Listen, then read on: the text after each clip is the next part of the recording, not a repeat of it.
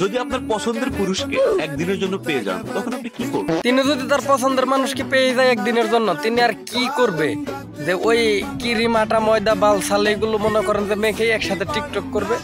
বলেন কি পছন্দের মানুষ? আরে এখন কি কমু কই ধরবো, কি কমু কই ধরবো?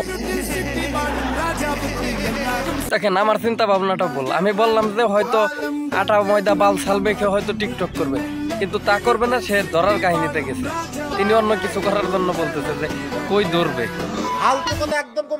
এমন করে দইরা যদি পাশে কিছু সোপা টোপা থাকে ওখানে বসামো, ঠাস ঠাস করে গালের ভিতরে ইচ্ছা মতো দুইটা চট দিব। মনের জ্বালানিটা কি সব বলে আমি বুঝি না, পাগল ছাগল হয়ে গেছে নাকি? কি বাল ছাল বক বক করতেছে ক্রিম মেখে, মানে পাগল হয়ে গেছে ক্রিম ক্রিম করে। আর সে আর আসলে মনে করেন যে এইসব পাগল ছাগলের কাছ থেকে বেশি কিছু আশাও করা যায় না। তিনি তার ভালোবাসার মানুষ, কাছের মানুষকে পেয়ে নাকি এইরকমটা করবে? এদের কাছ থেকে আর কি আশা করা যায়? भाई मारो मुझे, मारो मारो मुझे, मारो मारो।